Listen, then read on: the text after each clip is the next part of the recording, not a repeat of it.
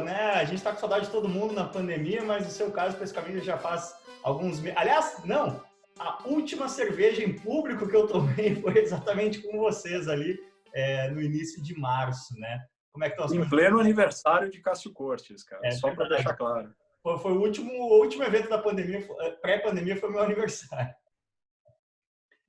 Pedro é o cara que cometeu uma das grandes irresponsabilidades, né? A última pessoa a me contratar. De lá para cá, eu nunca mais consegui recolocação aí na economia formal. Cara, mas foi uma honra e foi uma bela jornada, né, cara? Porque era um Cássio jornalista esportivo vindo dos Estados Unidos, entrando numa Red Bull Brasil, começando um time de motorsports, né, cara? Que jornada do caralho que foi isso, cara. Muito legal ver a tua trajetória depois, assim, ver onde tudo isso foi parar, né, meu? Muito bacana. Sem personalizar muito aqui na minha coisa, mas eu acho que a gente viveu um período ali, fomos colegas, né? Nos meus 8 anos de Red Bull, você estava lá, então nós somos colegas ao longo desses 8 anos. E eu acho que a gente viveu, nesse contexto do Cássio Cortes Show aqui, que a gente fala dos assuntos macro de Brasil, hoje a gente tem a plena consciência que a gente viveu uma era de ouro ali, né? De crescimento do país e por coincidência, de um segmento ali de energéticos que não existia estabelecido antes. Então, foi um perfect storm, né, de crescimento do país e também do segmento, e a gente pôde surfar uma onda que talvez a gente não tivesse a noção de que não ia durar para sempre. Né? Mas eu acho que essa era a beleza daquele momento, né? Porque era uma marca relativamente nova no mercado brasileiro, com uma equipe muito jovem, né, cara? E com muito espaço, muita liberdade criativa e muita responsabilidade. Só para a gente dar você se tornou General Manager, né, presidente da Red Bull do Brasil, com que idade? Com 28. E eu acho que hoje, olhando 10 anos depois, né, cara, com uma certa dose de irresponsabilidade de todos os envolvidos. Né? Sim. E eu acho que essa irresponsabilidade, tanto do ponto de vista momento de marca, indo para coisas mais disruptivas, mais criativas, mais inovadoras, ao mesmo tempo a gente indo para um lugar super tradicional, né, que era Stock Car, no caso, o automobilismo como um todo, e meio que reinventando a forma de fazer automobilismo. Uma sacudida boa quando chegamos ali. Pô, cara, o primeiro Red Bulletin ali que vocês lançaram foi tudo, eu tenho aqui em casa ainda, foi daquelas coisas assim que eu acho que todo mundo no paddock ali se perguntou, pô, o que esses caras querem, não é? E foi um momento de ouro mesmo, cara, porque PIB crescendo 10%, 7%, né, no ano de 2010, tudo dando certo, a marolinha de fato foi uma marolinha, e eu acho que a gente surfou bem, cara. Acho que olhando em retrospectiva, foi uma fase boa e de muita construção, muita coisa legal, muito aprendizado, muita diversão também e de boas amizades que duram até hoje. Quem viveu, viu, né? Quem viveu, viveu. Mas, Pedro, eu vou chegar matando aqui em você, porque é o seguinte, eu sempre te tive como um mentor, né? Momentos assim, mais de inflexão na carreira e tal, eu sempre te chamei para trocar uma ideia. E tem uma coisa que eu repito muito quando eu entro aí em discussões de mesa de bar sobre o Brasil, sobre política, e eu falo sempre o seguinte, cara, eu tenho assim um privilégio de ter tido uma carreira muito rica aqui, já vou fazer quase 15 anos em São Paulo e muito contato com pessoas de agência, com pessoas de grandes marcas, mundo corporativo, hoje em dia com o mundo de montadora, automobilismo e tudo mais. Eu conheci muita gente, em bom português, muita gente foda, PHODA. Eu te diria assim, tem umas 100 pessoas que eu conheci que eu falo, nossa, esse cara, se ele abrir uma empresa, eu quero estar envolvido, se ele me convidar para ser sócio, eu quero ser, esse cara eu confio, esse cara eu admiro. Você é uma dessas 100 pessoas. E eu sempre falo, dessas 100, eu conheço uma ou duas que contemplaram, cogitaram, em algum momento, algum envolvimento com a política. E você é uma delas, uma dessas uma ou duas. E assim, me corrija se eu estiver errado, eu quero ouvir o seu relato de como foi isso, mas a impressão olhando de fora é que você molhou o pezinho na piscina ali e falou, acho que isso não é para mim. Foi isso mesmo e por quê? Cara, primeiro, obrigado pela honra de estar na lista dos top 100 aí. É sempre uma referência Top 10, tá no importante. top 10 aí, ó. É, eu tenho uma convicção que, na verdade, me acompanha desde muito cedo. Eu tenho um primo que foi um ativista político bastante relevante na época da ditadura militar e ele foi o meu mentor político até um determinado ponto da minha vida, muito jovem. E, de fato, eu estava me preparando para a carreira política desde muito cedo. Eu acho que o envolvimento com movimentos não governamentais me fez perceber que talvez eu tenha mais impacto, mais força, mais capacidade de ação estando nesses movimentos do que na política per se. E por dois grandes motivos, né, cara? O primeiro, acho que é o fisiologismo político, que é um câncer, e que enquanto a gente não se livrar dele, a gente não vai evoluir como país, ou a gente não vai muito longe como país. Como é que a E gente o se... segundo, né? E o segundo, eu acho que é a estrutura político-partidária como um todo, né, cara, que realmente não permite você governar ou você exercer determinados papéis sem alianças. Gosto muito da renovação que foi a última eleição e o que isso significa. Gosto de alguns dessas novas forças por trás da política. Me vejo, talvez, daqui a uns anos, indo para os finalmente nesse sentido. Mas hoje eu acho que eu sou mais útil para o país e me sinto mais útil agindo da forma que eu ajo nesses outros organismos não governamentais e que têm um papel bastante importante. Eu acho que a sociedade civil organizada ela pode, de fato, fazer muito por esse país e a pandemia talvez tenha mostrado a potencialidade disso. Agora, o Brasil já não é para amadores, né, Cássio? Política no Brasil, cara, você tem que ser muito bom mesmo, cara. Ou tá no outro patamar. Eu acho que eu não cheguei lá ainda. Mas você, assim, pelo que você está dizendo, eu sinto que você ainda não tem uma desilusão completa com o processo, né? Você continua, de alguma forma, conectado a um ativismo, né? Vamos dizer assim. Você ainda quer... Cara, eu acho que isso é parte da minha natureza, assim. Duas coisas me entristecem e me emputecem muito, assim. O primeiro é o grau de desigualdade que a gente vive. O segundo é o quanto a gente não leva a sério a questão da educação. E essas duas coisas que são simples, né, do ponto de vista estrutural, não tem muito segredo, né, cara? Distribuição de renda, eu acho que tem uma série de exemplos aí fora do que funciona, do que não funciona. E educação tem uma série de exemplos, inclusive de países em condições muito inferiores à nossa, que levaram a bandeira de educação a sério por 20, 30 anos e mudaram de patamar significativamente. Então, eu não joguei a toalha, não, Cássio. Eu acho que o momento hoje é muito polarizado, não é favorável para uma construção. Apoio alguns desses indivíduos que se aventuraram nessa jornada e alguns muito jovens e muito capazes. Estou muito satisfeito com o que eles têm feito. Mas eu acho que no momento certo vai ser a minha hora também de mergulhar nesse mundo de cabeça e eu estou me preparando para esse momento. Então, a tua colocação é correta. Eu acho que não é uma desilusão, é uma clareza de que do jeito romântico que eu estava encarando, eu não ia funcionar lá.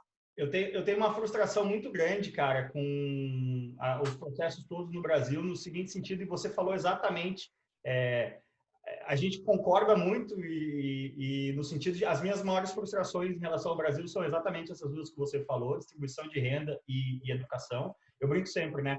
A gente vê os memes na internet, galera do Acelerados, o brasileiro precisa ser estudado, e eu brinco, não, o brasileiro precisa ser estudado, você precisa estudar. Já é um bom começo. Mas uma coisa que você pegou aí que eu queria entender a sua visão. Por que a gente tem essa cultura nacional que eu falo de sempre produzir a própria jabuticaba? Por que a gente não pega esses exemplos lá de fora e replica? Por que o brasileiro resiste tanto a fazer isso? Eu acho que tem até uma questão de idioma, da gente estar meio isolado na questão de a gente ser o único grande país que fala o nosso idioma. Grande que eu digo de tamanho de população. Você tem razão. Eu acho que a nossa grande vantagem, né? Você imagina um país continental como o nosso ter mantido a unidade, apesar de todas as diferenças culturais, enfim. mas a gente manteve uma unidade. Só que a gente manteve uma unidade ingovernável, né? Porque à medida em que a gente descentraliza certas coisas, e aí cria-se um mecanismo de criação de municípios que carregam suas prefeituras e câmaras de vereadores, e isso sem a menor condição do ponto de vista de arrecadação para manter em pé simplesmente a prefeitura, e você terceiriza para esse nível assuntos como educação, que é totalmente nível municipal aqui no Brasil, você perde a chance de buscar o que tem de melhor no mercado, de estruturar isso de uma maneira mais sólida. E eu acho que tem uma arrogância, um misto de arrogância com prepotência, porque modelo bom é para ser copiado, cara. Principalmente se você não tem capacidade de reinventar o modelo. Assume que é melhor copiar algo que já funciona, que foi bem feito. E isso é um pouco de arrogância, assim, né? Eu acho que é uma preguiça também de estudar o que deu certo. Então, na minha visão, a gente deixa a parte mais importante da história, que é a educação básica, por exemplo, terceirizado no nível prefeitura, cara, que deveria estar olhando para uma questão de administração do dia a dia e não necessariamente qual a melhor educação olhando para o ano de 2021, entendeu? E aí vira uma máquina, de fato, onde todo mundo acaba dando uma mordida, de uma certa forma, né? Então, que é o grande problema. O Brasil é um país riquíssimo, a arrecadação é colossal. O problema é que esse recurso não chega na ponta, né? A máquina consome 80% da arrecadação, né? Só para ela mesma operar. Sem Eu dúvida. falo sempre isso, você quer começar a mudar o Brasil, precisa ter aqui do lado, em Paraisópolis, precisa ter um professor de inglês na escola pública ganhando R$ 10.000 por mês. Que aí você vai atrair um cara foda. O começo é esse, né? E que vai ser uma referência, né? Então, e você olha a estrutura hierárquica de cargos e salários do poder público e você vai entender que as duas pontas que deveriam ser as mais valorizadas são as pior remuneradas. Aí você fala, cara, não tem como dar certo. Não tem. E ao mesmo tempo, tem exemplos, né? Você olha o que foi o governo, principalmente do Ceará, aí nos últimos 15 anos, do ponto de vista de educação, e você vê que tem exemplo, dá para fazer bem feito. Né? E você tem que fazer e seguir fazendo, né? Porque a educação tem essa questão de os frutos dela Continuidade. a longo prazo. Né? Tem uma frase que amarrando com o contexto anterior, eu queria saber o que você acha. É um velho ditado, né? Nos Estados Unidos se fala muito que a política atrai o pior e corrompe o melhor. Você concorda com isso? Eu acho que ela atrai o pior, principalmente num cenário como o Brasil, onde você tem essa questão do foro privilegiado. Isso é perfeito se você quer se proteger de qualquer prática não cartesiana, não republicana que você tenha na tua vida pregressa política. E é de fato, cara, talvez o pior dos elementos todos que levam a um nível de corrupção tão alto no Brasil essa questão do foro privilegiado.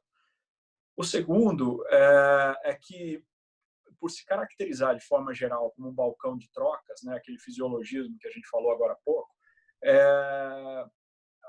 as características de um bom balcão de trocas elas passam por cima, de novo, de alguns outros valores mais cartesianos e republicanos. Corromper os melhores, eu honestamente não sei. Acho que tem muita gente boa que entrou bem na política, saiu bem da política, e eu gosto desses exemplos. Eu acho que são muitos e crescentes. Que a gente, de fato, ainda tem uma massa de maus políticos muito relevante. Né? Mas eu acho que a segunda parte da frase, espero que a gente consiga provar o contrário desse ditado. Vou fazer uma pergunta até intelectualmente não muito honesta, que é o seguinte: se você fosse escolher uma ou duas medidas em termos de reforma política, o que precisa mudar de prioridade A e B no sistema político brasileiro para a gente sair desse círculo vicioso de estagnação e de fisiologismo e de Estado que arrecada demais e entrega de menos? Olha, eu acho que o primeiro ponto é a estrutura partidária. Se eu te perguntar sobre a ideologia de partido A ou partido B, você vai falar, pô, mano, sacanagem, né? E de 45 partidos, então, é impossível. E aí, esse sistema partidário no sistema político-eleitoral atual que a gente tem, ele é absolutamente perverso. Então, eu acho que o primeiro passo é você revisitar o sistema partidário, o segundo passo, o sistema político. Mas como você reforma o sistema partidário? Você vai dizer, olha, dá um canetaço e agora só pode ter 5 partidos? Qual é a... 3 partidos, 2 partidos, 2 ideologias minimamente definidas. Você tem mais para a esquerda, mais para a direita, tudo que se aglutina em torno de um, se aglutina em torno do outro, e todos que são independentes. Então, na verdade, você tem, acho que o sistema americano mostra que é possível, né? O segundo, cara, é que a questão da vizinhança, né? O que é importante quando você vai para o voto distrital, por exemplo? Você respeitar uma questão básica de vizinhança, de proximidade, do impacto de você cobrar quem você elegeu e você ter acesso a quem você elegeu. Qual é o acesso que a gente tem à Câmara de Vereadores, por exemplo? Ou à Câmara dos Deputados? Assim, e que deveriam ser os nossos primeiros representantes aqui do bairro, gente que a gente conhece. Lembra que votou, né? Claro, e que você tem de fato, uma representatividade, né? A partir daí, Cássio, eu acho que já tem boas iniciativas, por exemplo, o fato de não poder haver financiamento privado ou de empresas, né, na verdade, já foi uma grande evolução.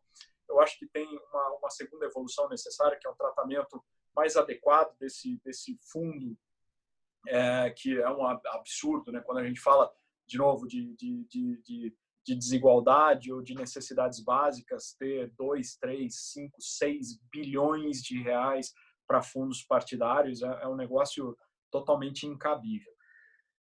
Tem um ponto que eu acho polêmico por questões de inclusão, de diversidade e inclusão, mas eu acredito que deveria haver um nível mínimo de educação para você poder exercer determinada função. E aí você vai falar, olha, mas o que é esse nível mínimo? É assinar o nome, é saber ler e escrever? Mas eu acho que como você discute um projeto de lei sem ter uma bagagem para discutir esse projeto de lei? Sim. Então, eu nem me apego muito à questão da educação formal, mas eu me apego mais à questão da experiência prévia, de você pelo menos ter capacidade de entender melhor aquilo que você vai exercer lá na frente. A gente instituísse um psicotécnico, ele já cortava boa parte do legislativo. Mas é um bom exemplo, cara. Ninguém vai tirar uma carteira de motorista se você não fizer um bom exame psicotécnico e você provar que você consegue dirigir um carro. Você não vai se graduar numa faculdade se você não fizer uma prova e passar no teu exame final. Do mesmo jeito que ninguém vai colocar para tocar uma empresa alguém que não tenha o mínimo de capacidade de gestão. Então, você cai num lugar, e de novo, o ambiente democrático ele é importante, porque é importante ter representatividade de diversas frentes e fontes diferentes. Mas tem que ter, e aí honestamente eu não sei mais como, mas tem que ter um mínimo, cara. Eu acho que tem que ter um mínimo. Não dá para você querer debater o futuro de um país, de uma cidade, ou uma determinada lei, ou um determinado projeto, sem ter um mínimo de experiência naquele assunto, né? Quando você fala de cargos majoritários, assim, para governador, presidente, isso é uma coisa que me frustra demais. A questão, para mim, e aí eu acho que o nosso sistema ele é falho no sentido de que ele possibilita isso que eu vou dizer agora, que eu acho que para você estar na posição de ser um dos 4, 5 candidatos a governador de São Paulo, a presidente do Brasil, enfim, eu acho que você deveria ter um acumen, que se diz em inglês, né? Um nível de execução, de achievement, tá foda aqui, muito inglês. Em alguma área, e eu vou dizer, você fala, é difícil a gente pensar como, por exemplo, vamos falar no Lula. O Lula ele é um cara que não teve educação formal nenhuma, mas, puxa, é um cara que foi decisivo numa questão de movimento popular, de mobilização dos operários contra a ditadura nos anos 80, fundou um partido que acabou... Ou seja, esse cara, ele não vamos entrar no mérito aqui dos méritos do Lula, mas digo assim, mesmo sem educação formal, ele atingiu um nível de entrega numa área importante. E eu acho que a gente tem um sistema que vamos lá, Fernando Henrique Cardoso na ponta extrema, um cara que também atingiu muito numa área acadêmica, no oposto do Lula, depois entregou como político, como ministro da Economia, tudo mais. Jair Bolsonaro, para mim, não quero entrar no mérito do Jair Bolsonaro, mas digo, a pessoa Jair Bolsonaro, antes de se tornar presidente, ele é um cara que não havia atingido ou construído ou demonstrado excelência em nada que justificasse ele estar naquela posição, né? O sistema, ele deveria meio que organicamente fazer essa filtragem, ele não faz, né? Cara, mas é um excelente ponto, porque a escola da vida, ela é uma escola fundamental. E essa bagagem, essa experiência embarcada, essa liderança nata, elas são elementos importantes para essa posição específica que a gente está falando. Pô, o cara está num lugar que ele não precisa saber tudo sobre tudo, mas ele precisa saber muito sobre o que de fato é esse país, como esse país funciona, o que move esse país. E eu acho que nesse aspecto, a bagagem de ambos que você citou, tanto do Lula quanto do Fernando Henrique, é incomparável. Assim, dois grandes estadistas, dois grandes líderes, independente de qualquer coisa, né? E quando a gente vem para um nível como o do Bolsonaro ou como o da Dilma, e características muito distintas, hein, Bolsonaro e Dilma, mas que falta essa estatura, falta envergadura, falta entendimento do que é uma nação realmente, o que significa você estar numa posição em que você governa para todos, independente das suas bandeiras ou das suas crenças. O gap é enorme. É interessante isso, porque eu realmente, nesse espectro, eu coloco o Bolsonaro e a Dilma muito próximos. São realmente duas pessoas que, se você colocar o espectro ideológico, parecem opostas, mas o espectro de não entender a grandeza e o papel histórico e a responsabilidade do cargo é muito similar, né? Perfeito. E aí a gente cai naquele lugar, né, cara, que eu acho que é o nosso talvez maior desafio hoje. Faltam grandes estadistas, pessoas que consigam ter uma visão mais ampla, pessoas que consigam entender melhor essas conexões, a história, de onde a gente veio, por que a gente está onde a gente está, por que em 4 ou 8 anos, se você não tiver muito jogo de cintura e uma capacidade de compreensão mais ampla, você não vai mudar o jogo, mas você pode fazer dele um negócio muito melhor. No fim, são grandes estadistas, pessoas que têm capacidade de fato enxergar além, de mover a ação, né? Mas veja quão poucas pessoas nesse perfil estão hoje no topo da pirâmide do jogo político brasileiro. O sistema, ele não traz essas pessoas capacitadas, e aí eu, sinceramente, se eu soubesse a solução, eu estava engajado em tentar resolver, né? Mas é complexo. Não, e é triste, né, cara? É triste, porque dá a sensação de que a gente vai caminhando cada vez mais para um beco sem saída, né? E nesses becos, quando você chega no beco, a história já mostrou que é de onde surgem talvez as piores opções e não as melhores opções. Eu também não sei, cara, mas eu acho que começa, Cássio, com um processo simples, assim. Por exemplo, quantas escolas hoje te preparam para a vida pública? Zero. Assim, até o colégio, você terminou o colégio, quanto de preparação de vida pública você teve? Zero. Sim. Você, de repente, escolheu uma faculdade de administração pública, pô, perfeito, então você vai fazer uma faculdade de administração pública, mas você estudou praticamente 15 anos até chegar numa universidade, 11 anos, 14 anos, enfim, e você não teve o mínimo de entendimento do que é um país, de como o país funciona, de qual é o teu papel como cidadão, do que você pode fazer do ponto de vista de representatividade de um determinado nível. É muito pobre nesse sentido. Então, eu acho que começa por aí, sabe? Começa preparando melhor os cidadãos para eles assumirem a responsabilidade de tocarem uma determinada frente que lhes compete ou que é do meio ambiente que eles estão ali, do micro-organismo que eles fazem parte. A partir daí, cara, de fato, o sistema ele tem que ter mais incentivos do que desincentivos. A vida é assim, né? Por que você corre risco na tua vida? Porque você tem mais incentivo, você tem mais a ganhar do que a perder. Risco versus recompensa, né? A política hoje, você tem muito mais a perder o tempo todo. Principalmente se você for para a política sem jogar o jogo da política. Aí perde, perde, perde. Sim. Eu acho que essa talvez seja a grande consequência da primeira parte da nossa conversa. Fala, cara, se isso não for reestruturado, reformulado, repensado, a chance de você ter um incentivo para ser um bom gestor, ou ser um bom gestor, aliás, é uma palavra que eu tenho odiado assim recentemente, mas para você ser um bom estadista, vamos colocar dessa forma, você tem que ter mais incentivos. E eu acho que hoje esses incentivos simplesmente não existem. Falando em grandes estadistas, né, eu acho que, e amarrando o que você estava falando aí de formação, tem a frase clássica do Kennedy, né? Não pergunte o que a América pode fazer por você, pergunte o que você pode fazer pela América. Eu acho que o brasileiro se pergunta muito pouco o que ele pode fazer pelo Brasil, ele só fica esperando o que o Brasil pode fazer por ele, né? Mas esse é um puta exemplo, Cássio, e eu acho que é por isso o sistema americano elegeu o Trump, tá? Então não é que eu estou falando que o sistema americano é Mas acho que vai chutar supra-sumo. ele já, hein? Eu tenho essa impressão também, para não dizer expectativa. Eu acredito muito que se você tem noção do teu impacto como cidadão, já é meio caminho andado. Porque aí você se preocupa com o teu prédio, com o teu condomínio, com o teu bairro, com o teu vizinho. É meio caminho andado. A gente não tem essa preocupação como cidadão. A gente não tem.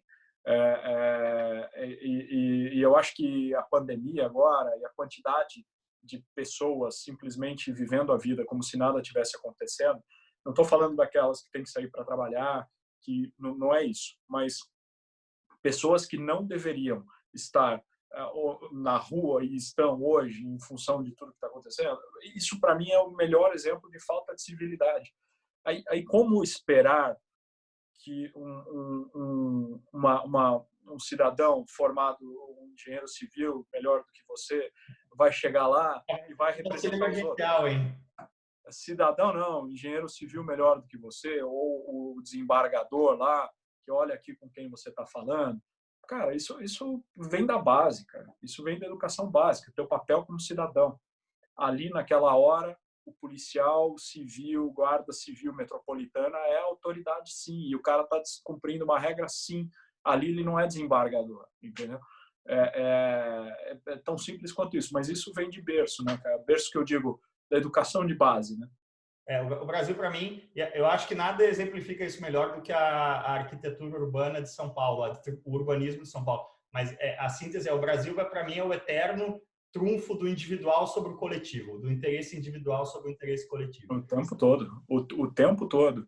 E a gente vai virando refém e, ao mesmo tempo, você olha coisa simples assim, né? O fato de você preferir morar num condomínio, a hora que você opta por ir para um condomínio, você está abrindo mão de lutar pela segurança num determinado bairro. A hora que você opta por dirigir um carro blindado, você está claramente dizendo assim, não, eu não confio, e todo mundo que não está em carro blindado, que cada um que se resolva. Cada decisão dessas torna a gente mais egoísta, né? Torna a gente mais distante da realidade do que a gente é como país. Eu vejo, sim, a gente, em geral, é bastante egoísta, cara. E esse egoísmo talvez seja um dos grandes problemas como sociedade que a gente tem que enfrentar antes de querer resolver qualquer outra coisa lá de cima, né? Que vai resolver com a educação de base. Mas deixa eu mudar de marcha aqui. Você está falando desse papo macroestrutural, político. Eu queria aterrizar um pouco aqui no momento presente. Você, como CEO de uma empresa de produtos de consumo, acho que sente muito o pulso, né, da economia. Qual é a fotografia que você faz do Brasil nesse momento agora de meio de 2020? A gente está brincando no automobilismo, né, que esse ano vai rolar a temporada de 1010, que é só meio ano. Eu acho que perdemos, não sei se meio ano, mas o cenário me parece muito preocupante, mas eu não sei se é um feeling meu, me parece que as coisas começam a ensaiar uma retomada, né?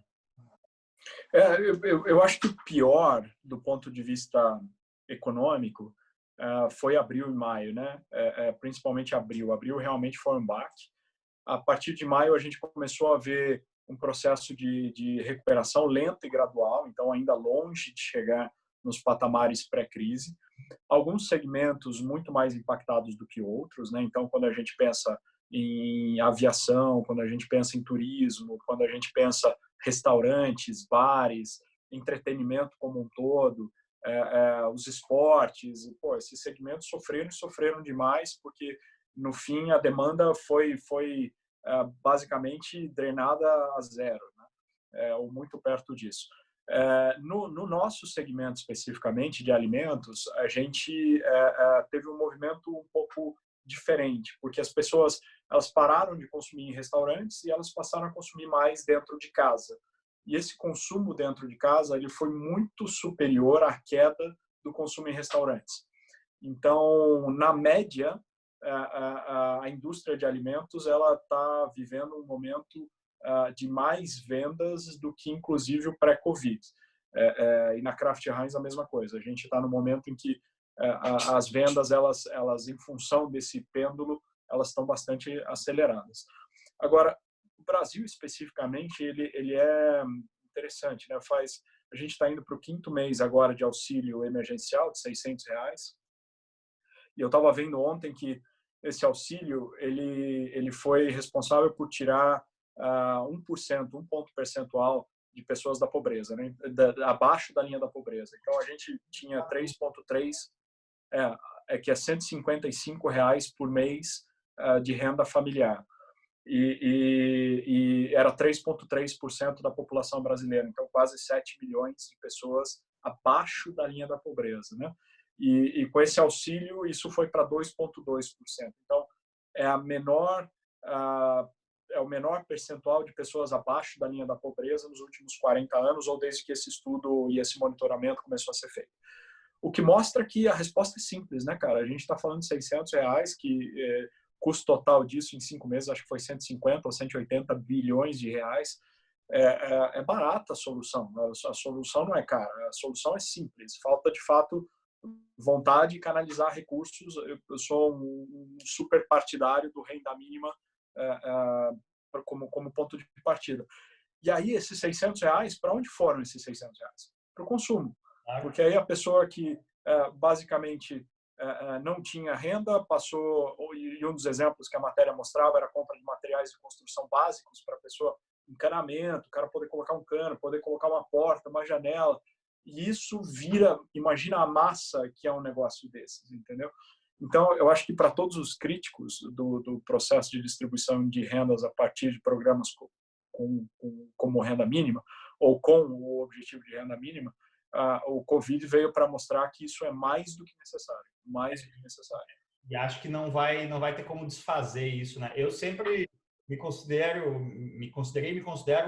um liberal extremo na questão de tudo na vida, né? Política, economia. Eu acho que as barreiras têm que ser sempre as mínimas para as pessoas fazerem o que quiserem das suas vidas íntimas e fazerem o que quiserem das suas iniciativas econômicas. Mas eu sempre falo isso. Eu tinha essa discussão aí assim, no espectro brasileiro, na mesa de bar, principalmente mesa de bar de jornalista, que costuma ser predominantemente de esquerda, eu sou sempre considerado um cara de direita, apesar de eu não gostar desses rótulos. Mas nos debates com os meus amigos mais à direita do que eu, e que sempre, isso aí estou falando anos atrás, né, criticavam o Bolsa Família e tudo mais, eu falo, cara, o cara que não come não está na economia, você precisa inserir isso. A partir do momento que ele estiver comendo, aí sim vamos atrás de buscar que ele se qualifique, se empregue, empreenda, enfim, mas primeiro ele precisa comer. Se ele não comer, a gente precisa ajudar ele. É isso. E Betinho falava muito disso, né? O que a pessoa com fome faz, né? O que ela produz, né? Como ela vive. Pô, imagina, eu acho que isso é daquelas coisas que vem tão de dentro, assim, é tão forte, né, cara? Que é difícil até de imaginar você passar fome, né? De forma constante. Então, tendo fome, cara, e não resolvendo esse ponto de partida, acho que é impossível você ser um liberal. Concordo 100% contigo. E a partir daí, de novo, acho que se você entra na questão de dívidas geracionais, e eu acredito que a gente sim tem algumas dívidas muito importantes, não para pagar, mas para ajustar, equilibrar e pelo menos trazer tudo para um ponto de partida que seja igual, porque na média todo mundo pode ter o mesmo carro numa corrida, por exemplo, mas se você está largando uma volta atrás, cara, qual a chance de você realmente competir nessa corrida? E a gente, na verdade, tem muita gente largando uma volta atrás e sem combustível. Então, pô, não vai dar certo, não tem como. E na revista Piauí do mês passado, inclusive, tinha porque a gente tem um histórico grande já, né, de políticas como o Bolsa Família, e existem estudos aí de GV e tudo mais que, se você comparar diferentes políticas de incentivo, né, seja isenção fiscal, seja, enfim, as mais diferentes formas que o dinheiro público é empregado como investimento para gerar crescimento econômico, onde existe a maior correlação de real investido versus real mais 50%, real mais 30% retornado, é nesse dinheiro que você está inserindo pessoas novas na economia, né? E você gera isso direto.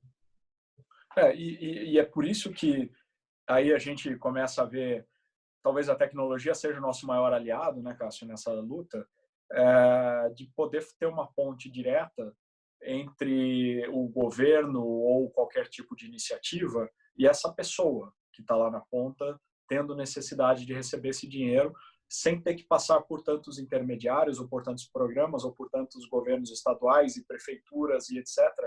Porque cada passada dessas é um pedacinho do dinheiro que vai ficando no meio do caminho, né? A real é que qualquer programa desses seria facilmente financiado, facilmente, com o mínimo de eficiência na máquina pública. O mínimo, não estou falando assim, vamos levar a máquina pública para uma eficiência padrão iniciativa privada. Não é isso. O mínimo de eficiência na máquina pública você financia essa falta de renda mínima e esse ponto de partida tão necessário, tão carente para a gente. Mas por que é tão difícil dar um choque de eficiência na máquina pública brasileira? Porque você vai contra muitos interesses.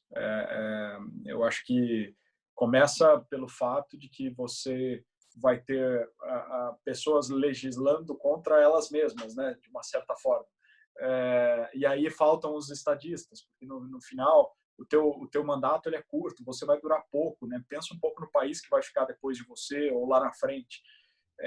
Mas eu acho que tem muitos interesses, eu acho que tem ainda muito a perder antes de ganhar, né? E o ganhar de forma coletiva, a pessoa vai ter que perder no individual. Ela vai ter que perder num cargo vitalício, ela vai ter que perder numa aposentadoria integral, ela vai ter que perder numa série de faltas, por exemplo. Na verdade, cara, o ponto é você como atenção, Durães, corte aqui, tem que sempre abanar para não passar. Justo. A questão toda é que se você volta para uma comparação iniciativa privada e iniciativa pública, você tem KPIs muito bem definidos na iniciativa privada. Você tem avaliação de performance. Se você não entrega, você não continua. Você tem desenvolvimento também dessa pessoa o tempo todo. Traz para o mundo público, né? Quantos KPIs? Algumas prefeituras, alguns governos estaduais estão evoluindo bastante nessa frente, mas pega de forma geral, assim, quantos servidores têm metas claras, bem definidas e são avaliados de acordo com essas metas e, consequentemente... Isso é gigante, né, do servidor público a qualquer tipo de avaliação de performance. Que é natural, acho que é do ser humano, né? O ser humano não gosta dessa coisa de ser avaliado, mas se a gente quer trazer para um ambiente de eficiência, você não tem que nivelar por baixo, porque eu tenho certeza que os bons funcionários públicos, e existem milhões de bons funcionários públicos, eles querem sim ser avaliados, porque eles são bons. E por serem bons, eles deveriam ganhar mais, eles deveriam ser promovidos primeiro, e por aí vai. Eu acho que essa mentalidade talvez um ponto de partida super importante. Você não precisa cortar cargo, você só precisa de gente que trabalhe melhor, né? E depois tem todos os aspectos que eu acho que, comparado com a média da iniciativa privada, para mim, são claramente privilégios que não deveriam existir numa classe pública, né? Seja com relação à aposentadoria, ou seja com relação aos auxílios eternos, auxílio paletó, auxílio moradia, auxílio alimentação. Mas, pô, cara, você vai um cara nesse nível, não faz tanto sentido, né? Mas eu acho que isso, de novo, quem vai legislar a respeito disso é quem está lá hoje e que provavelmente vai ter que legislar contra os próprios benefícios. Exato. Está todo mundo advogando em causa própria. Para a galera que não tem uma vivência de serviço público, assim, eu vou dar uma fotografia da minha experiência. Eu trabalhei, né, no poder público, eu trabalhei no gabinete do governador do estado do Rio Grande do Sul por 1 ano e meio, meu último ano de faculdade, mais o período antes de eu ir para os Estados Unidos. E eu tive uma ascensão meteórica na TV Pampa, lá no Sul, e eu tinha 4 contratos. Eu era produtor e repórter de rádio e televisão. E eu ganhava, em 2002, eu ganhava R$ 1.500 por mês, que para um salário de jornalista em Porto Alegre com 20 anos de idade era bastante razoável. Eu fui convidado para ser redator do governo do estado para ganhar R$ 4.000 por mês. Ou seja, facilmente, mais do que o dobro do que o mercado estava pagando. Isso já é um problema, mas vamos lá. Quais são as questões endêmicas que fazem com que o sistema seja sempre assim? Primeiro, cargo de confiança. Você quer o cargo, beleza, você vai ter que se filiar ao PMDB, na época, né, o MDB, e pagar, se não me engano, era 15% do salário. Então, primeira questão de conflito de interesse, claro, é interesse da máquina partidária inflar o número de cargos de confiança, porque cada cargo de confiança vai pagar um percentual do salário e encher os cofres do partido. Exatamente pelo mesmo motivo, eu vim de redação, pauleira, eu trabalhei 2 anos na TV Pampa e engordei 10 quilos. Isso com metabolismo, imagina qual é o ritmo. Existia, assim, a redação oficial era o departamento, né? Trabalhei 1 ano e meio lá, ao longo do tempo, posso te dizer, eram 8 pessoas no departamento e a carga de trabalho seria dada conta tranquilamente com 2 pessoas. E, assim, um terceiro fator, existia uma chefia da redação oficial. A pessoa que era chefe da redação oficial era o maior cargo de confiança na época, né? Tem CC1, CC2, CC3, CC5, sei lá quanto era na época, vamos dizer R$ 15.000. De novo, R$ 15.000 em Porto Alegre em 2002. Quem é que está ganhando na iniciativa privada R$ 15.000 em Porto Alegre em 2002? Altíssimos executivos das maiores empresas. Só que essa pessoa, ela era aposentada da Assembleia Legislativa em tempo integral. Então, ela tinha ainda uma aposentadoria, sei lá, de mais 15, 20. E o que ela fazia o dia inteiro? O que é conhecido no meio da política como fazer política. Ela recebia pessoas, recebia aqueles líderes locais. Você ajudou o governador na campanha, então o que você está precisando? Eu tenho um precatório da minha avó. Ela ficava fazendo esse atendimento aí de interesse. Efetivamente, executar trabalho de redação oficial do gabinete, ela não fazia nenhum. Com 21 anos eu vivi essa experiência e eu saquei, cara, o Brasil não tem jeito. E foi justamente isso que você falou. Eu saquei ali que as pessoas que teriam a condição de resolver essa situação eram justamente as que estavam se beneficiando massivamente disso. E as pessoas no Brasil têm uma fixação grande com corrupção. A corrupção mesmo, na ponta do lápis, é um inferno, é um câncer para o país, mas ela, percentualmente, ela impacta muito menos na economia do que esse roubo legalizado que o sistema faz, né? E não sabia eu lembrava da tua experiência, mas eu não sabia dessa contundência toda na exemplificação da máquina pública. Mas agora multiplica isso por quantos, né? E qual a chance de você quebrar uma cadeia dessas? Ou quanto tempo leva? É uma tarefa hercúlea. Agora, dinheiro tem, e tem dinheiro demais, de sobra. O Brasil não precisa de mais impostos. O que o Brasil precisa, primeiro, é de uma melhor utilização da montanha de impostos arrecadada. Se isso for melhor utilizado, como ponto de partida, você já tem um ganho muito significativo de qualidade como um todo, né? Voltando um pouco para a economia, vocês estão, as grandes empresas, né, o business plan sempre tem ali aquele horizonte de 5 anos, assim. O que vocês estão projetando? Primeiro, em relação a 2022, se a gente vai ter um ano de retomada forte devido à queda desse ano, e depois, um pouco mais adiante, eleição, tudo mais, qual é o seu feeling aí para os próximos 2 anos? Eu acho que o 21 ainda vai ser um ano mais fraco de retomada, porque você tem provavelmente o fim desse auxílio emergencial, você tem um aumento da taxa de desemprego, e na verdade, o desemprego aumentando, você tem lá os 3 meses de auxílio-desemprego, que provavelmente vai acabar, dependendo do período, entre o fim desse ano e o começo do próximo. Você tem uma inflação de custos em função do câmbio no patamar que está, a gente ainda importa muita coisa, né? Muita matéria-prima dolarizada, então tem uma inflação de custos. Consequentemente, 2021 vai ser um ano mais duro. 2022, até pela dinâmica de eleições majoritárias e muito dinheiro no mercado, 2022 deve ser um ano, sim, de retomada. O 21 vai ser duro. Então, a gente está tratando ele com parcimônia, com muito cuidado na preservação do caixa, que eu acho que deve ser, na verdade, a preocupação número 1 de qualquer empresário, de qualquer dono de comércio, qualquer pessoa que está exposta aí à volatilidade da economia, proteger o teu caixa para poder sair lá na frente, e esse lá na frente a gente enxerga de 22 para frente.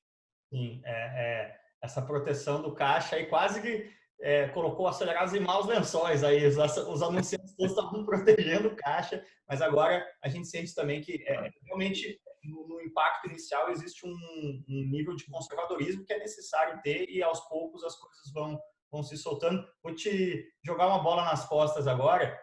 Em relação à eleição, você acha que a gente vai ter um processo de eleição que seria natural, no sentido de que vamos ter o presidente atual buscando uma reeleição, ou será que ele talvez não chegue lá, ou será que talvez ele tente fazer aí algum tipo de conduta ou estratégia que a gente não esteja acostumado a ver aí nos anos desde a retomada da democracia no Brasil? Não, eu acredito que a eleição tende a ter um tom de normalidade. Eu acho que as nossas instituições hoje, elas são mais sólidas do que outrora. Acho que o país tem muito a perder em qualquer movimento não democrático, e eu acho que todo mundo mesmo tem clara noção do que isso significaria, dos impactos, porque a gente é uma economia hoje tão globalizada, né? Tem tanto dinheiro internacional aqui dentro, em outros países, tantas multinacionais, é muito difícil você mexer nessa equação hoje e achar que tudo vai continuar normal. E nesse ambiente, entre aspas, democrático normalizado, eu acho que é uma eleição que ela me parece um pouco óbvia, né? O Bolsonaro tentando a reeleição, provavelmente 30 e pouquinho de apoio, ou de pessoas que são bolsonaristas, ponto. O PT numa consolidação de esquerda que também tem seus 30 e tanto, e aí sobra os outros 40% que vão ficar fragmentados em 5, 6, 10 caras no meio. Então tende a ser um negócio de novo meio Bolsonaro e o candidato do PT. Olhando hoje, que dia que é hoje? 30 de julho de 2020, então tem 2 anos aí quase pela frente, mas é o que parece, né? E fazer qualquer exercício de projeção de eleição no Brasil há 2 anos é impossível. O próprio, historicamente, assim, naqueles anos, por exemplo, o Lula perdeu, sei lá, 3 eleições antes, e com 6 meses antes ele era sempre o líder nas pesquisas, pelo simples fato de que ele era o único nome que a população, que grande parte da população conhecia, né? Eu lembro desse tipo de número, assim, faltando 3, 4 meses para a eleição, o awareness de caras como Alckmin, Aécio, na população brasileira era 50%. 50% da população não conhecia o candidato, né? é uma coisa muito louca a gente pensar, né? Eu me lembro no tempo de Red Bull, a gente uma palestra com o André Torreta, que era toda aquela Uhum. da nova classe média, o mergulho na base da pirâmide, chamava o livro dele, né? E ele fez um trabalho de pesquisa nesse Brasil de verdade, trabalho fodido, né? Em bom português. Ele trouxe um número que eu nunca perdi, assim, sempre tento explicar para gringos o que é a realidade brasileira e tudo mais. Ele falava que 70% dos brasileiros são analfabetos funcionais, né? O analfabetismo medido sei lá, hoje é 5%, porque a imensa maioria das pessoas consegue escrever o nome, ler uma placa de trânsito e tudo mais. Mas se você der uma lauda de texto para a pessoa ler e falar o que essa lauda de texto quis dizer, somente 30% dos brasileiros conseguem fazer isso. Então, o que impacta numa eleição, né? Não, e é uma triste realidade mesmo. E nesse sentido, o próprio Bolsonaro, em 2016, estava longe de ser um candidato predominante na eleição de 18, né? Então, tem muito tempo, mas eu acho que a gente caminhou, a gente tem dois polos claros, né? Dois extremos claros, e com um percentual bastante significativo da população em ambos os extremos. Por isso que vai ser tão difícil para qualquer coisa que surja no meio, se não for muito sólido, se não for um negócio muito bem estruturado, puxar de um ou de outro, vai acabar caindo nos dois. Né? Olha, me assusta muito esse seu...